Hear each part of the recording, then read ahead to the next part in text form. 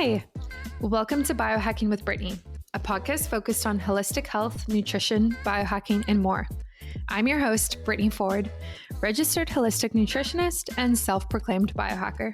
During the last 10 years, I've focused on healing my gut and hormonal issues through lifestyle changes, nutrition, and of course, biohacks.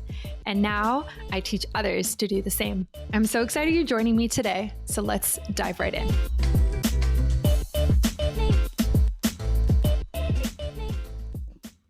Great. So welcome everybody to another episode of Biohacking with Brittany. I am so glad you are joining me today. Today is very special because not only is it a podcast episode where we talk about consciousness and trauma and healing and working through that, we also actually are going to do an exercise together live on this episode, which I've never done before. But I'm really excited to do because I like doing new things and learning more about healing and all sorts of things like that. So it's going to be great. I have Blaise Kennedy on the podcast with me today. He is a spiritual teacher and a somatic therapist. So Blaise, welcome. Well, thank you for having me, Brittany. I'm happy to be here. Yeah, of course. So first and foremost, how did you get to where you are right now? What caused you to take such an interest in this line of work? Well, there's a distinct turning point in my life. When I was 24, I was into treatment for addiction, and previous to that, my life wasn't going very well, and I'd had a series of sort of underwhelming experiences that kind of left me trying to biohack my life with drugs. There wasn't much else that was working for me. And I kind of painted myself in a corner and I got in a lot of trouble. So at the time I got sent to a treatment center.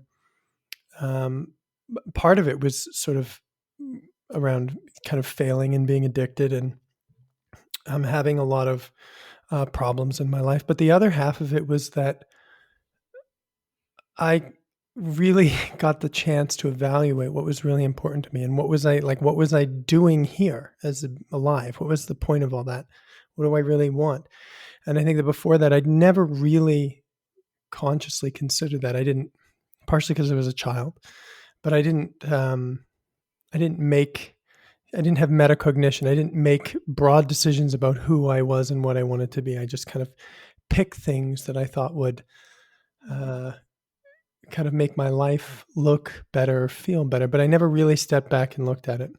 And so right before I went to treatment, I had a series of experiences with other people within myself.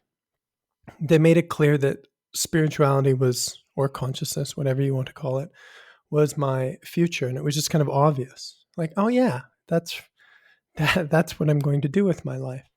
So when I went to treatment, I had a kind of a blank slate. I didn't leave a life behind. There's lots of people who are dealing with addiction in sort of the middle of their lives, like they have a job and a family and a career. I didn't have anything. I left behind sort of scorched earth. So I got to start again. I really started my life again. And the things that I learned when I was in treatment, essentially what I didn't know, just blew my mind. I remember the most clear example of this is we used to do a lot of group therapy and in treatment, and this counselor, I don't know what I said to him, but something clever, and he said, "That's really clever, Blaise, but can you identify how you feel right now?" And I remember blushing and realizing that I just said stuff and I actually couldn't identify how I felt. And so part of it was being embarrassed, but part of it was really being intrigued. Like, how is it possible that I can't identify how I feel? Why? And it's that curiosity, that really desire to understand myself, to understand life, which kind of got ignited. I look back and I think of drugs and all the things that we're doing were kind of like cheats on real understanding and real living.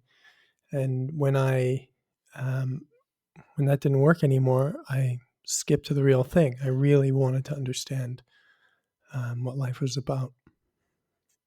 And so that has taken many different flavors over the years, but there's two main pathways to that. One is to essentially understand your past as a human being, which we could call your trauma or your conditioning, why I behave the way I do, why I feel the way I do, why I react the way I do, and to speak or relate about that in a way that creates change. So that's kind of my definition of healing. We find that we have some suboptimal pattern. Some usually it shows up in relationship or around our human potential. And we have to figure out, why am I doing that? Why do I push people away? Why do I get anxious in social situations? Whatever it is for each of us. And so healing is a kind of a search for the causation in myself of my problems. I recognize the symptoms of my problems, but healing is a search for the causation. And that means really being good at identifying how I feel and what I'm perceiving inside myself, my thoughts, my feelings, my sensations primarily. And so that's one vein of kind of knowing yourself and what I really fell in love with. The other is consciousness in a pure sense, sort of consciousness is, and maybe we can talk about a definition later, but is more like a search for um, a pure experience beyond my thoughts or feelings or my emotions, um, that connects us to life directly. Some experience or knowing or realization as to what it is to exist beyond the experience of being human, just the experience of having consciousness, of being aware, of having an experience at all. What is this life? And often these two paths are very distinct, or at least partially distinct. Some people are really drawn more towards healing, and others towards consciousness and as a direct experience. And I love both of them. And my path has been to kind of bounce back or vacillate between the two as I've gone on my journey. So that meant at first a lot of time meditation and learning under spiritual teachers who had something to say about consciousness. But as it went on, it became more and more about my own experience of being aware and conscious. Cool. Yeah, I love that. It sounds like deep hard work, but necessary and like beautiful at the same time, which is really nice. Um so I know you work with clients and you do a lot of this consciousness trauma work. So what is it like, what does that typically look like to you when a client comes to you? Like, what is their level of consciousness typically at?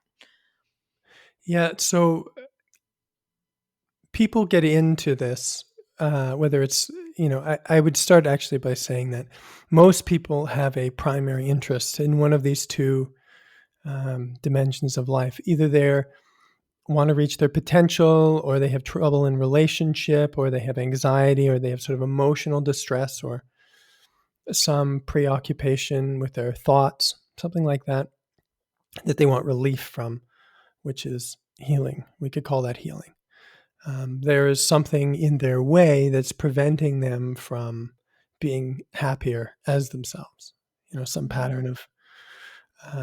The other category of people is people who that may or may not be happening for them. They may or may not have these parts of themselves which they can identify as being problems, but they just want to know the truth, or they want to experience God, or they have just some sort of unspeakable longing to be connected to um, sort of some deeper truth of life.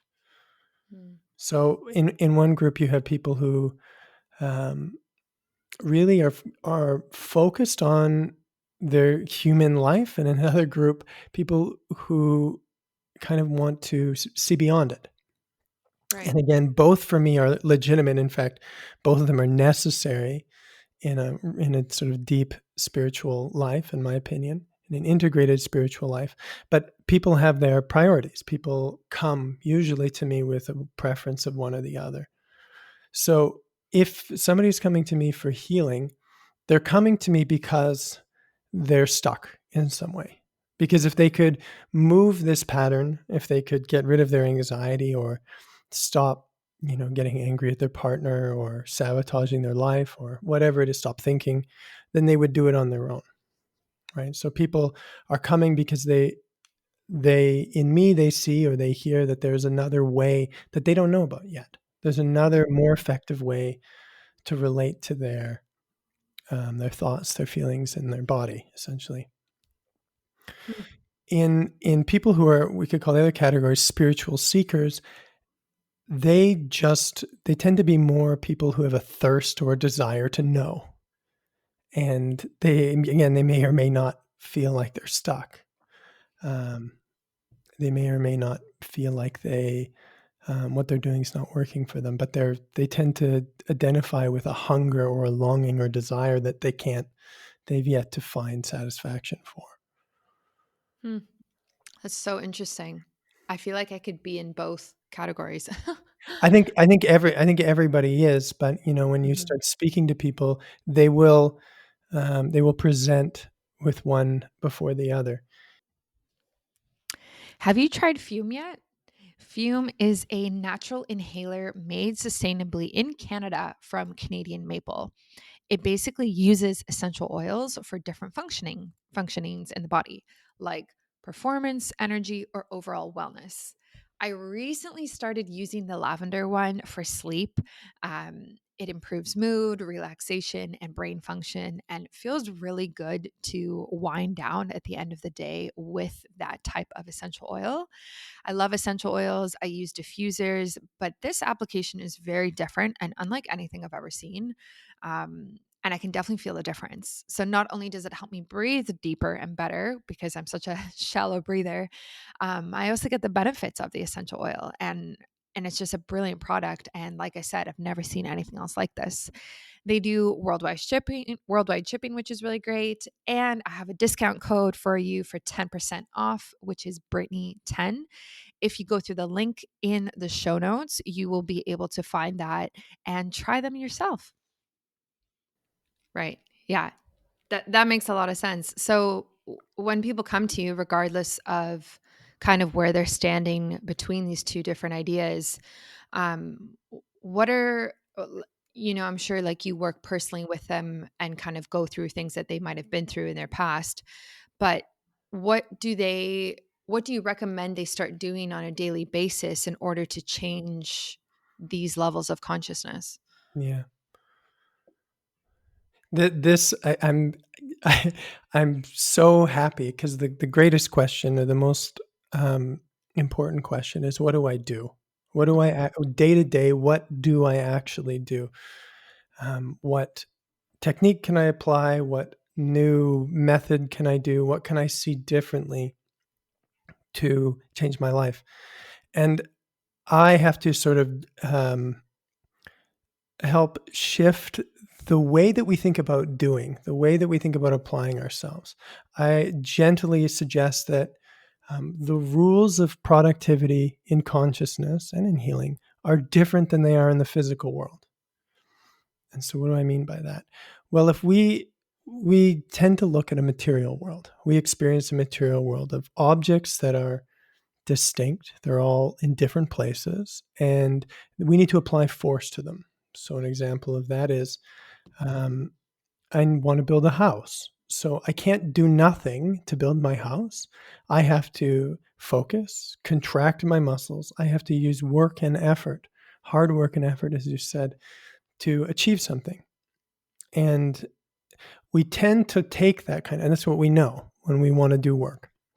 We tend to take that ethic to our spiritual life or our healing journey. But there's limitations to that. And I think those limitations are why we're not all naturally healing and reaching higher levels of consciousness on our own. It's not that we don't know how to work. Every person who's listening to this is productive and can set their mind to, their life to achieve what they need to. The problem is that our emotions, our patterns of thought and behavior, you could say more broadly, our consciousness doesn't it doesn't improve or change with the use of force. We Mhm. can't force ourselves to stop thinking. We can't force ourselves into a better experience of life.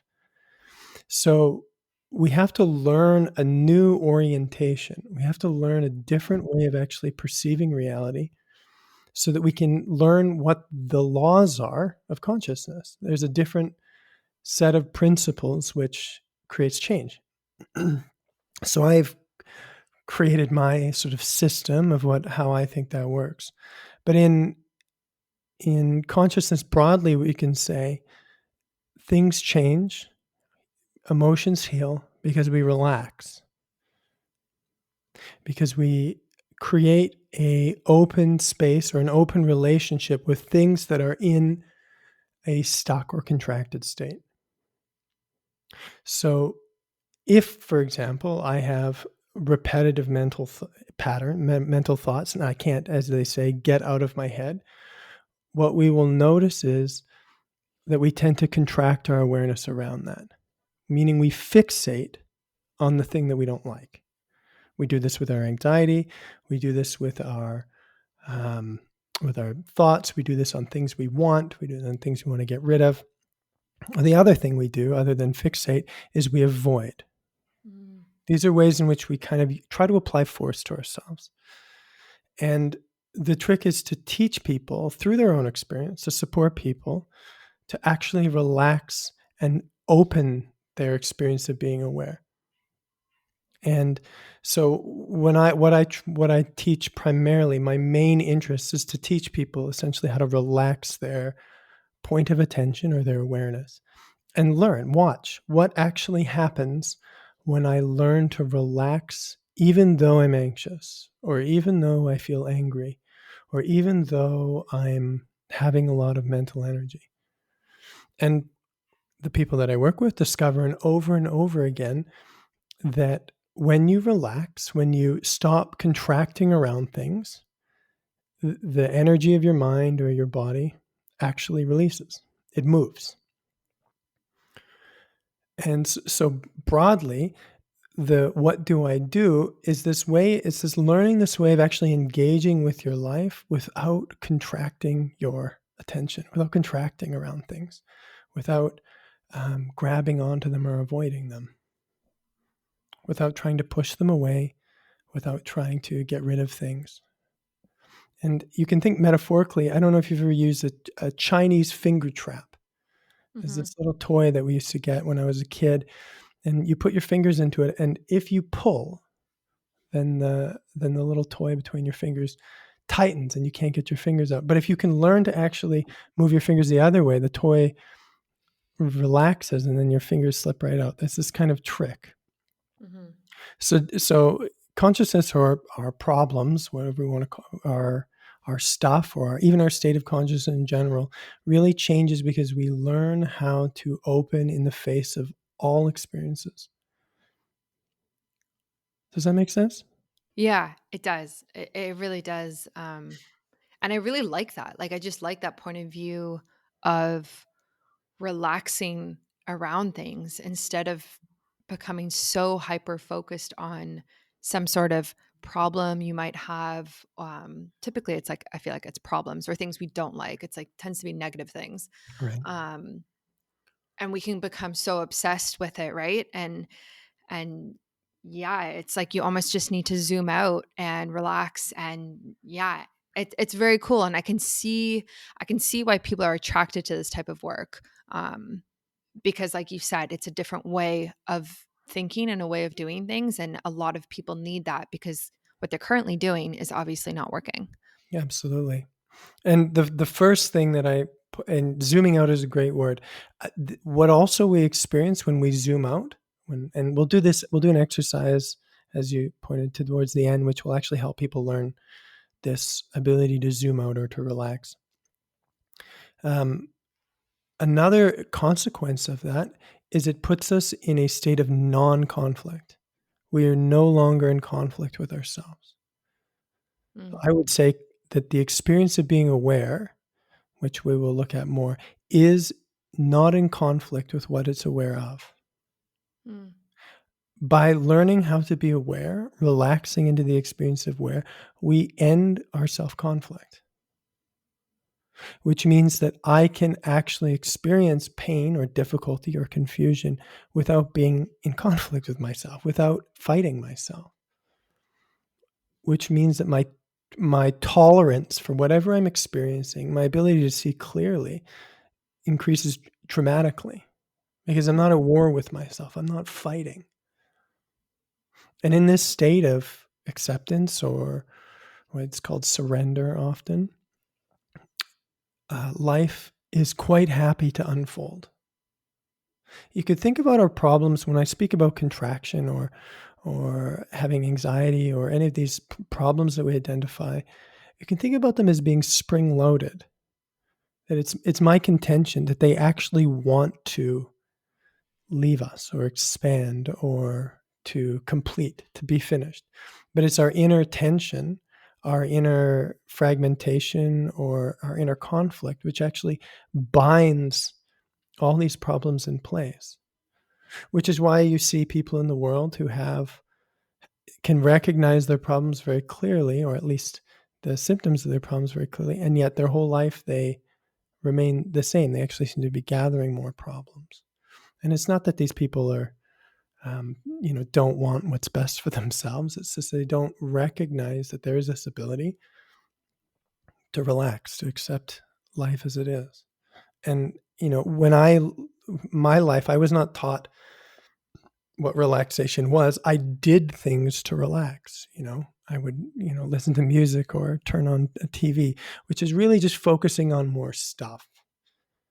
It's really just adding more information to my life. But relaxation, in the pure sense that we'll be looking at today, is to sort of kind of leave or take a step back from our lives, from our experience of our bodies and our minds, and create space in ourselves. mm-hmm. Yeah. It's easy to relax in front of Netflix. Yeah, it is. Uh, And but what that means is like we're moving our attention away from our thoughts and feelings. That's what actually gives us the yes. relief, is we're moving our Yeah. attention away from ourselves. Yeah. And at some point, like if you were me when I was 24, my problems, like I just can't, I can't do that anymore. I just lost the ability to do that because my strategies weren't Netflix. My strategies were crippling. My Mm, strategies really put me in a bad spot. So again, when you say, why do people come to me? It's because their strategies of coping no longer are, they recognize the limitations of those and they want to move beyond that. mm-hmm. Well, it's good. We need that, and people need that. Um, I know. In your one of your bios, you talked about the collective consciousness right now, and how it's more fragmented and traumatized than maybe we even realize. So, what do you mean by that? Like as a collective, or yeah, as a population in general, I guess. Okay, well, we'd have to start at what trauma is. If we just look, my definition of trauma would be stored or unprocessed experience Mm, that we are holding in our bodies. So any of us can take a look at human history and say it has been filled with overwhelming experiences.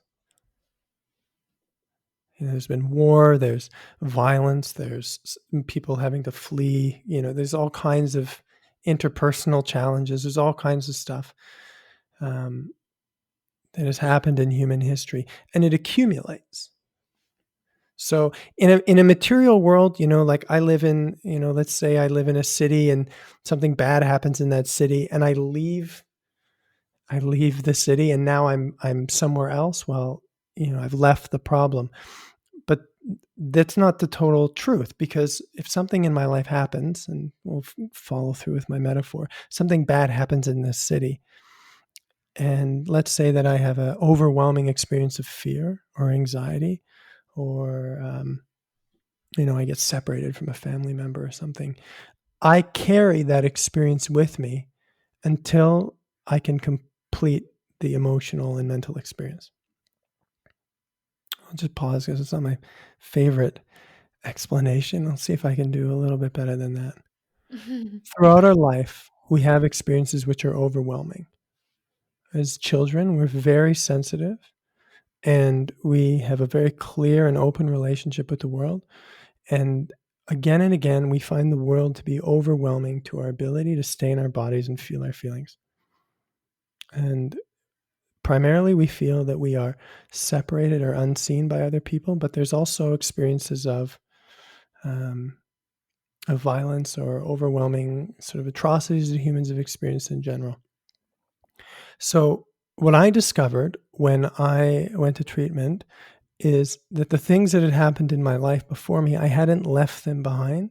They were waiting for me to complete them. They were waiting for me to revisit them. The primary example of this is that my father died when I was 12, and when I was 24, I actually started to grieve as if no time had passed. A decade had gone, 12 years had gone by, but it was just like I was there.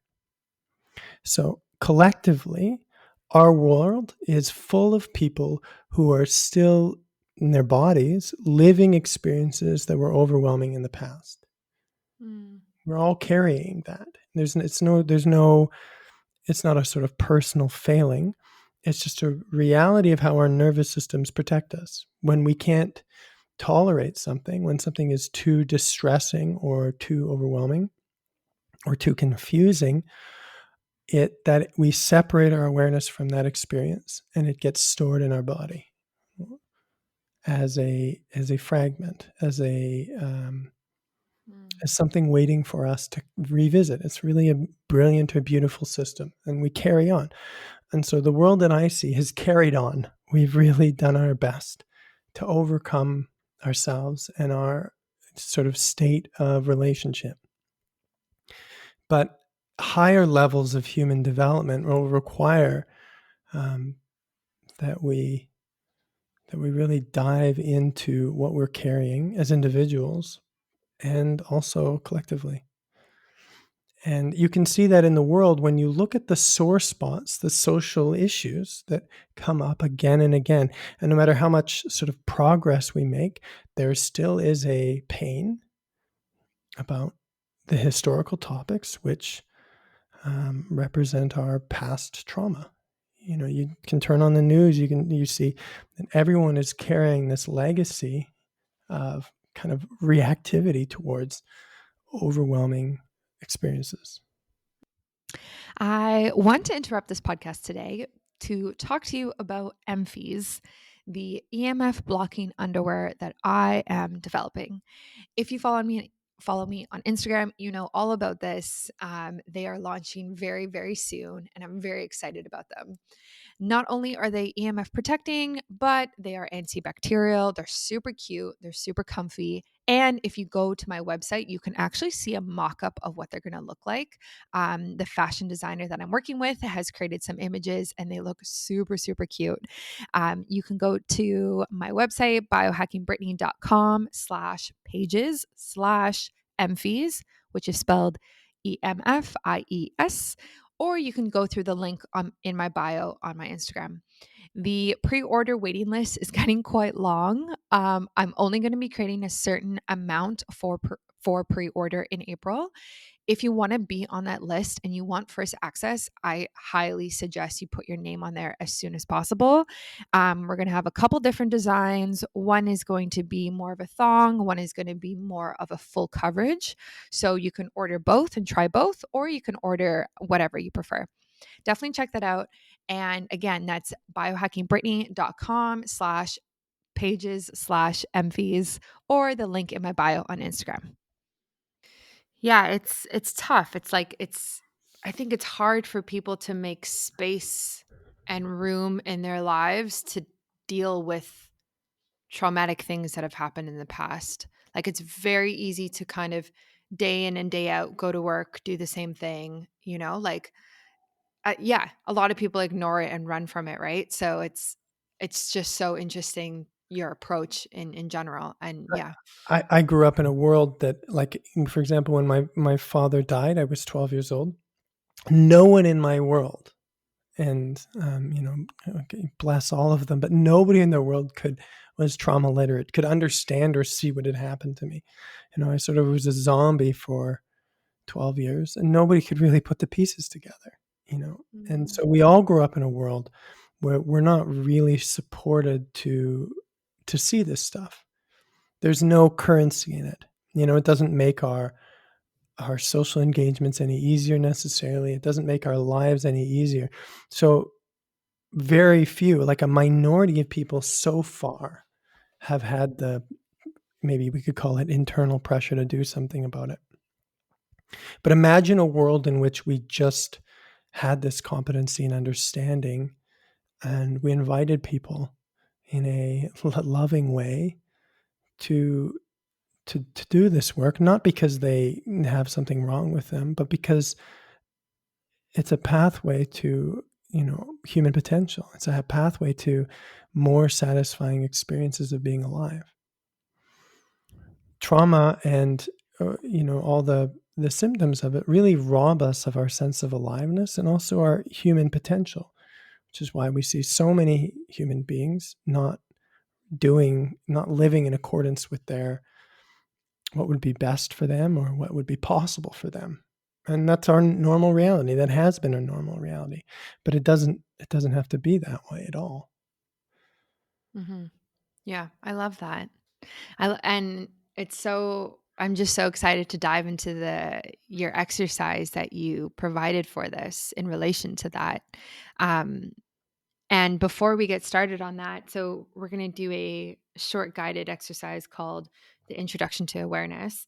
Um, but before we just start that now, is there anything that we should know, the listeners should know before we start that, if they want to follow along or anything like that? Hmm. What we're going to do is, to me, the most essential and important thing that I could share to you or anyone else. If I had 5 minutes of your time, this is what I would show you how to do. Because in my journey and my path, this is the most essential path to transformation.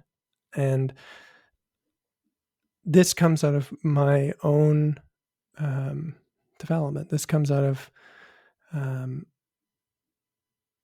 really having to face myself and figure out what works, what really deeply works. It's not an obvious, just one more thing, it's not obvious how you apply this necessarily right away. But it's kind of a deviation because, again, when you go to therapy, the first thing you do is you talk about, why are you here? What are your problems? Where do you want to go? Right? We're focused on the stuff. We're focused on the feelings that we have or that we want to have or that we don't want to have. And we're Mhm. going to take a detour.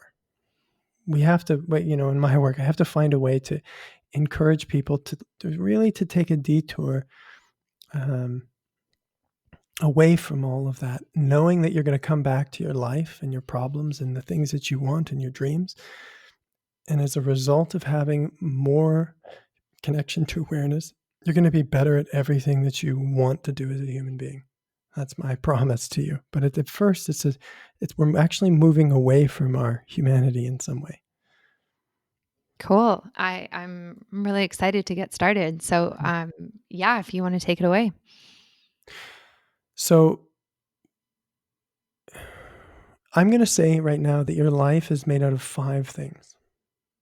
Your experience of being alive is things that you see, things that you hear, things that you think, things that you feel as emotion, and things that you feel as sensations. That's our life. Hmm. We can say taste and smell, but I leave those out because I don't know, I just leave those out. I like having 5 of them. And we could call that information. That is stuff that you are aware of. So if you have a computer in front of you or a tablet, your phone, it is presenting you with information all the time. But that's not the totality of your experience. There is a hidden element which we don't really think of or turn to, and we're going to turn to that now. And that is the experience of being aware. So imagine that you turn away from all the things that you perceive, all the information, and shift your focus to just the experience of being aware. We're going to do that. And Brittany, you're kind enough to be my uh, demonstration friend. So we're Mhm. going to go through one channel of information at a time. So we can start with things that you see. So Brittany, you can just kindly name some of the things that you can see. Yeah. So my computer, my podcast mic. I have a lot around me. Red light therapy device. I also have a view from my desk, so I can see the ocean and the mountains. Books and my tea, and there's more, but that's like Right. really what I can see right now. So I imagine you, that's great. I imagine you scanning through your room, contracting your eyes and focusing on pieces of information within your experience. Is that true? Yep. Yep. Right. Basically. Yeah. So that is how we all operate. And we do that with our emotions and our thoughts and our feelings as well until we learn another way. And so, Brittany, if you just notice the things that you can see, and we just want to notice that we are aware of the things that we can see, we're aware of our vision. And just see what happens if you turn your attention more to the experience of being aware and allow the things you see to kind of go out of your focus. You're not so interested in them right now. You're more interested in the experience of being aware. hmm And what would you say happens? How would you describe that? Uh, yeah, it's calming, which we talked about previously, but it feels like, yeah, it's very relaxing. I don't know how else to say it. That's great. Would you say that your eyes physically have relaxed? Yeah. Yeah, I think so. And my shoulders went down too. Yeah. And it's like you're seeing everything, but you're not looking at anything in particular. hmm So you haven't lost function. You can still see all the things in your room, but it's true that you don't actually need to contract your focus to see them. hmm Yeah, It's exactly. it's possible to relax and have vision at the same time. Yeah. Okay. And if we go even further, we say, your red light looks like a light, the ocean looks like the ocean. What does awareness look like? What qualities that does it have that you could describe to me? Oh goodness. I don't know. I feel like I can see everything at once without only focusing on one thing, kind of, Right. if that makes sense. Yeah. I'll ask you some further questions. Is awareness an object that you see? Is it a thing that you see? No. Okay. So you look at your computer screen, it has boundaries. You can like fixate on this thing. hmm Does your awareness have boundaries? No. Okay. Well, if it doesn't have boundaries, how big is the experience of being aware? Oh, I don't know. I guess you could, I don't know. I guess, like we said, like you could just keep zooming out and just really get out of your head more and more, I guess. It's absolutely true that you could just keep zooming out and out. And the spiritual part, a big part of the spiritual journey and an understanding of consciousness is really just to become interested in this ability to zoom out and out and out. hmm But we can leave that aside for a while and just notice that the effects of this, we could call it boundless awareness. How does it feel to just notice this thing that has no boundaries? Um, it feels really nice. It feels good to, it feels like there's less pressure on me, I Right, guess.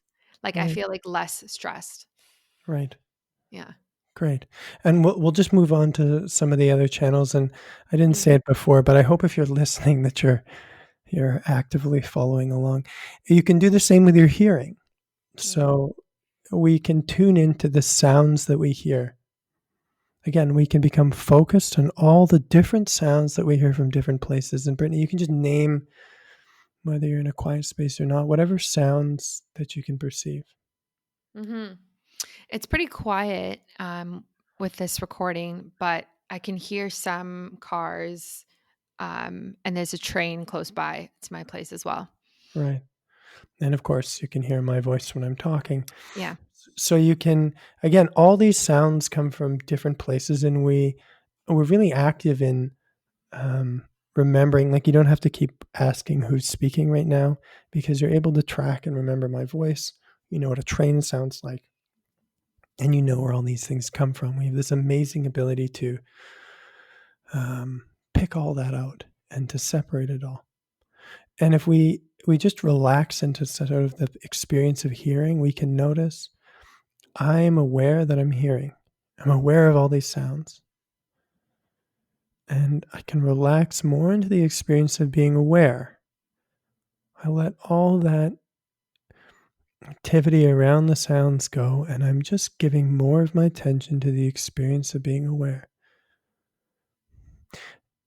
And my question is, how is awareness different from the sounds that you hear? It feels very inward compared Yeah. to external sounds. Yeah, if that makes sense. Like you've moved closer to yourself. Yes. Right. Yeah. Yeah. Right. So we've relaxed from what we are aware of to the experience of being aware, closer to our actual sense of self. And this, you could think about this like being absorbed in a book for a minute, and you're like in the book or the movie or whatever it is, and then you kind of relax back into yourself, and it's just a shift in focus. So we've shifted from our the content of our consciousness, the stuff we're aware of, back to ourself. Another word for awareness is our sense of self.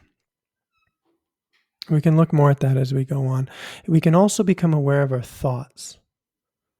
So you don't have to, I won't ask you to name your thoughts out loud, but you just notice that you can be aware of your thoughts.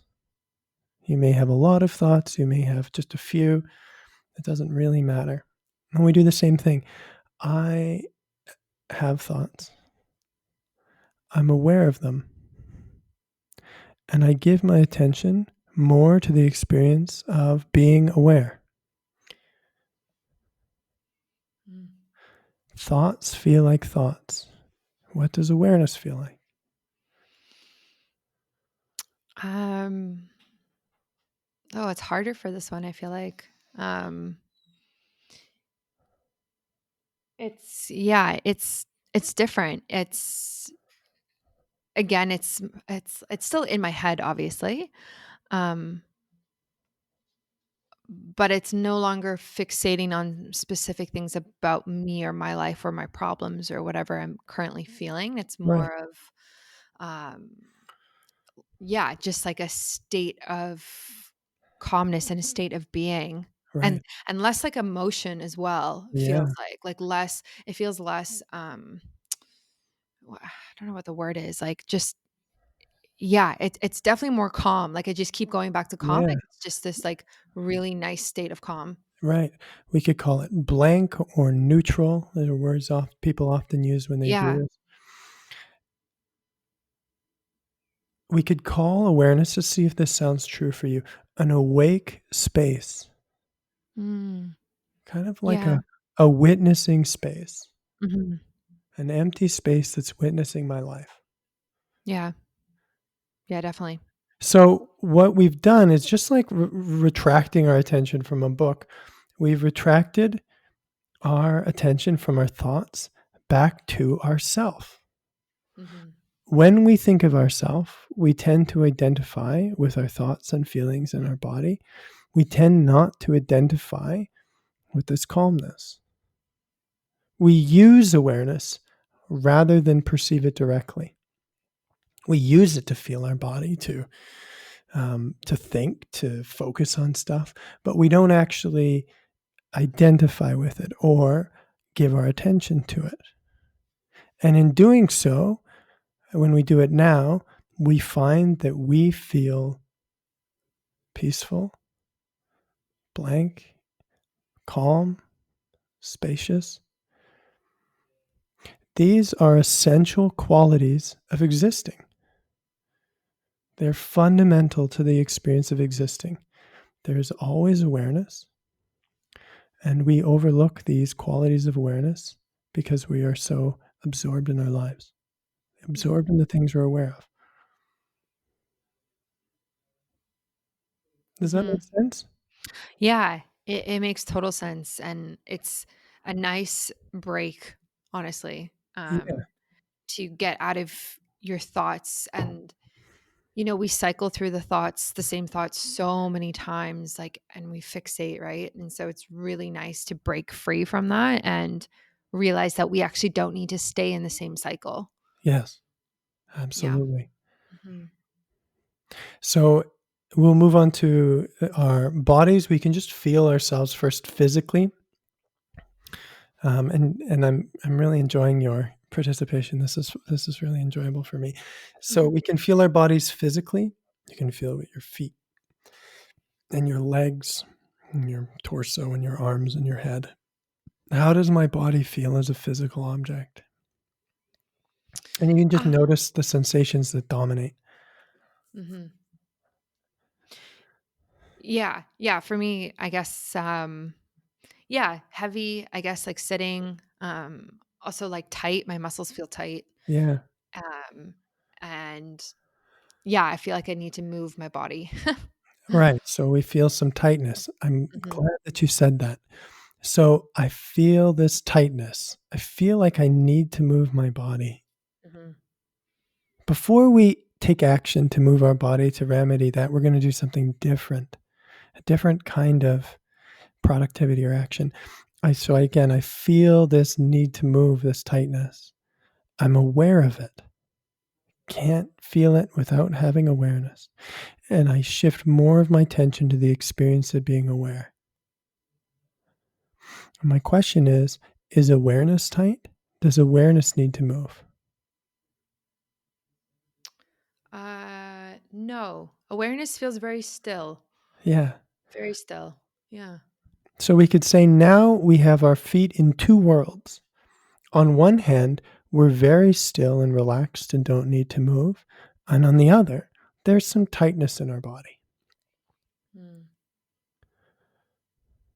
And so if we just say in these two worlds for a minute, I say, my body feels like a body. What does awareness feel like? Um, More flowy Yeah, and relaxed and um, just very peaceful, very peaceful. right. Is awareness in yes. So is awareness in conflict with your body? Is it fighting your body? No, no, no, no, Is it putting any pressure on your body? no. Okay. What is it like for your body to be in a space of no pressure, no conflict? It feels very, very nice. Yeah. Very, yeah, it's really calming. It's really great. Right. So and everybody does this, but the old strategy is like I feel tension in my body and I go, God, it's tense. It feels like I need to move my body. So I get up and I move my body. And that Hmm. works. I like to exercise and so on. But here's for now, we could just say, here's another way. Here is Hmm. another way in which, without any action, we can create a change in our experience. Without doing anything, without applying any force to ourselves, without focusing on a task or a goal, without wishing it was different or uh, stretching even. We Hmm. just notice more and more. You say it feels really good. If we stay in this state more and more, we just notice how does the body respond to the space of awareness? We just keep watching. Mhm. Yeah, it's very comforting. Yes, it is. So if we go to the last channel, which is um, maybe the most volatile, which is our emotional world, we just Mm, notice how we feel emotionally. That could be mhm, anything. And you don't necessarily need to share how you feel emotionally, but as you feel your feelings, you notice, I'm aware of my feelings.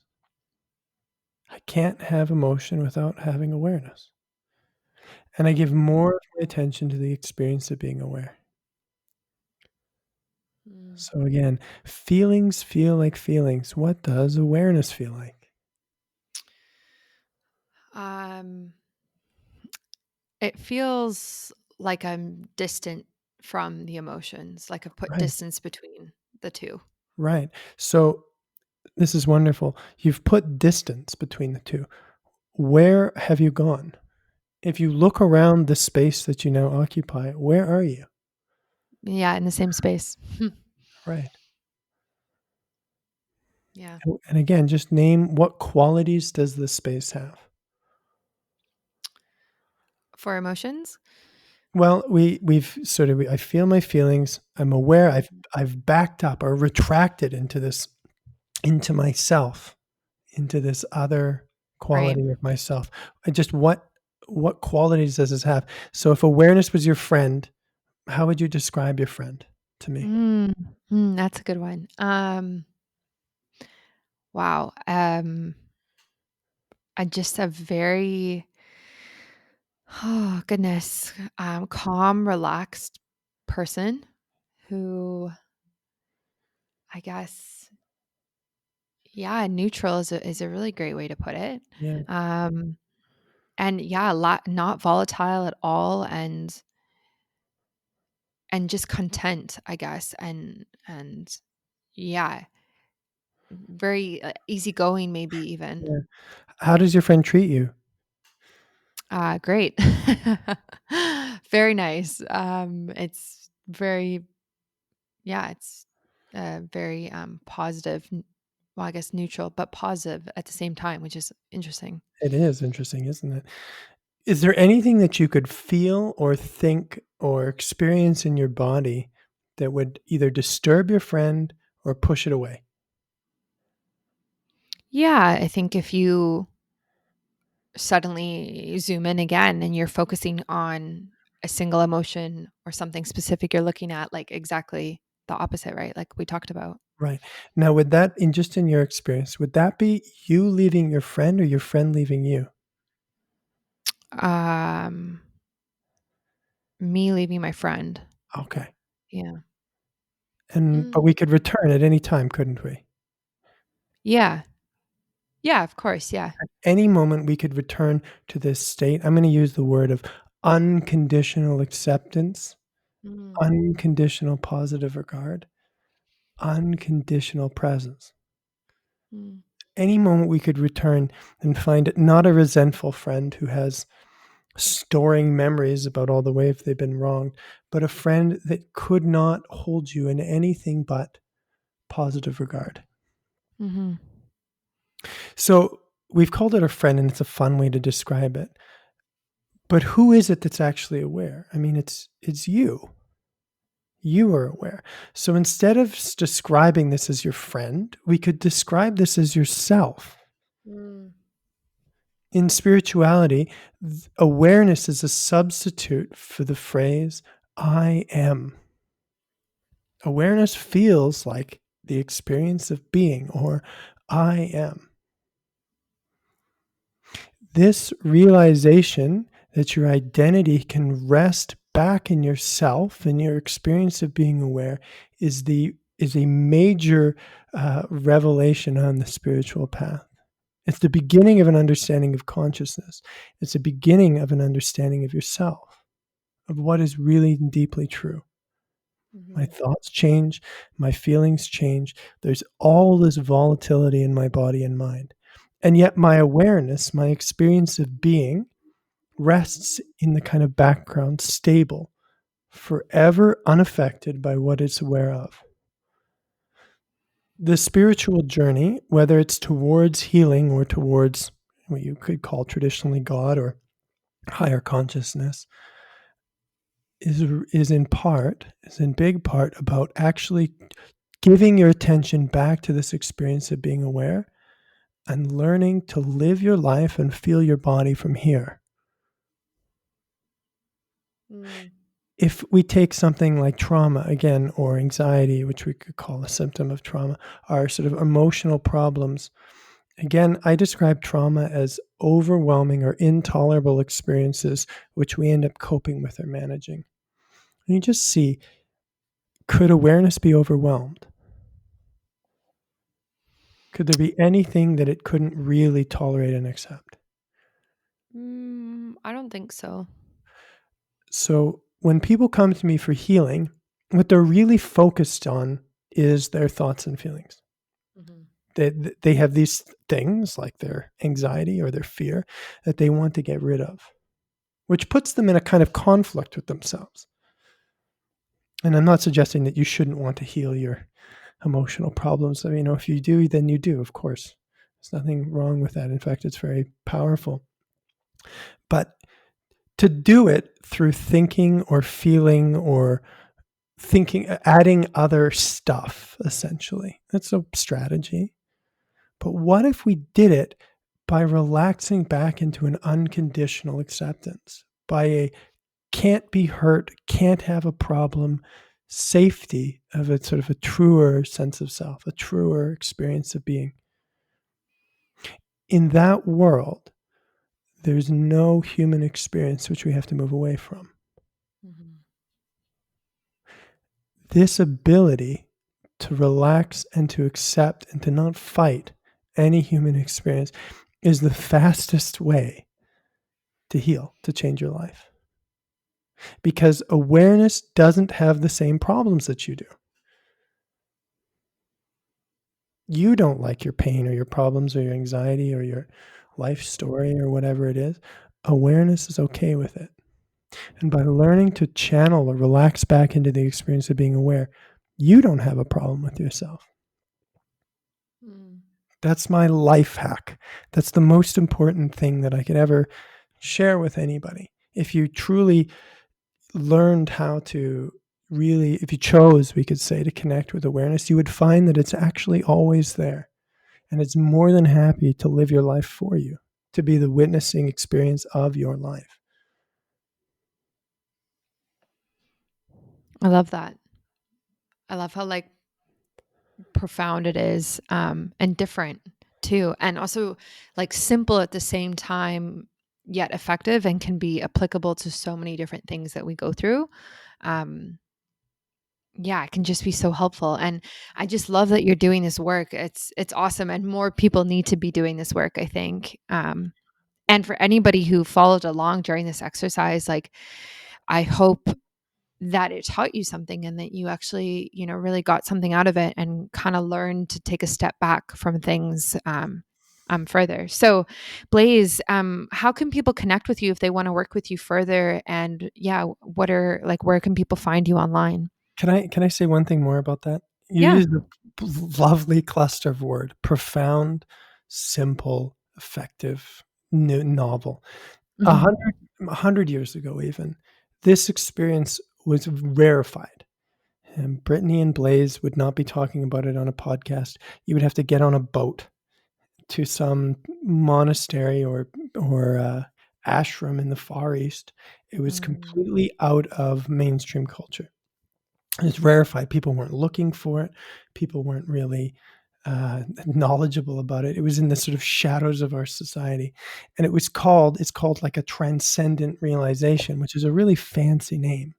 It's a really Mhm. fancy name. It's got lots of names, but it it was rarefied. Today, I work with like the most ordinary people, and I mean that in the best way possible, from all over the world who have access to this, who can see it, perceive it, obviously, because the world is changing. The state of consciousness or what is possible on this planet is changing rapidly. I'm certainly not the only person. There are many, many people who are showing this ability to connect to consciousness and showing how simple and profound and effective it is and true. And so if you are listening, keep in mind that you would be getting into this. You're getting into this if you're listening to it. You're getting into this at the best time possible. That there's never been more access to consciousness than there is now. And I won't go into why.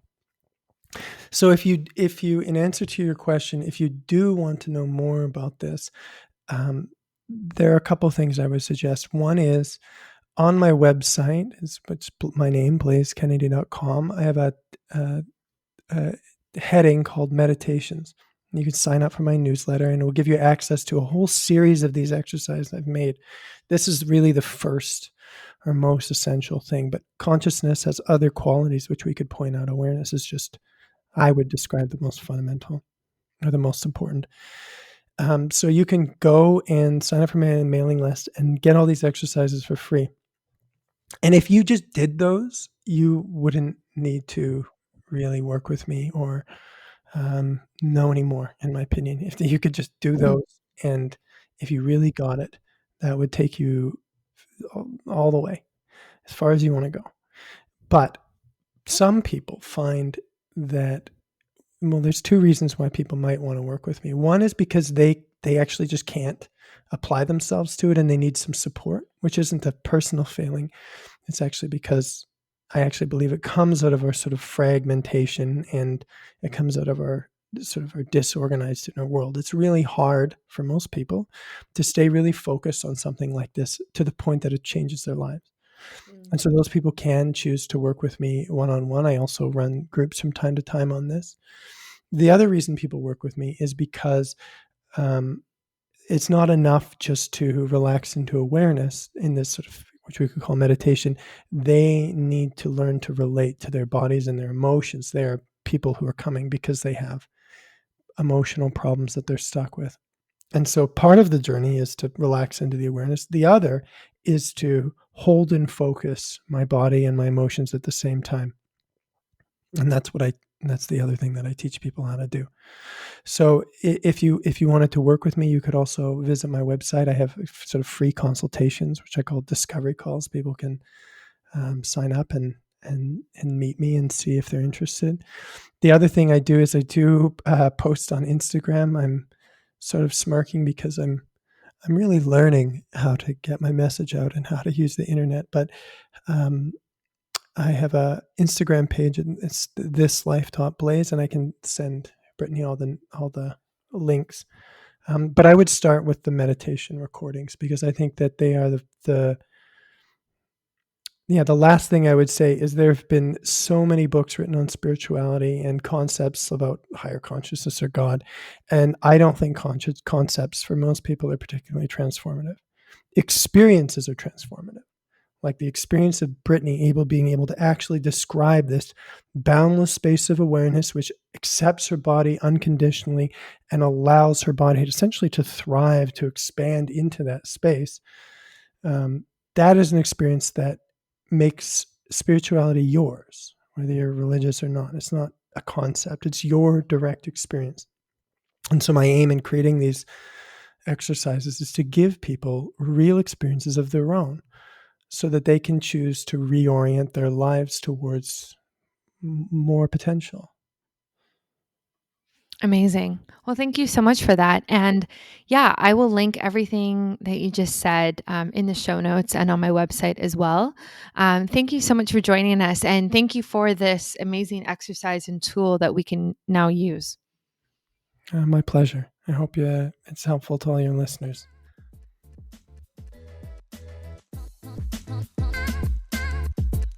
Thank you so much for tuning in today. As always, feel free to screenshot this episode and tag me if you'd like me to respond.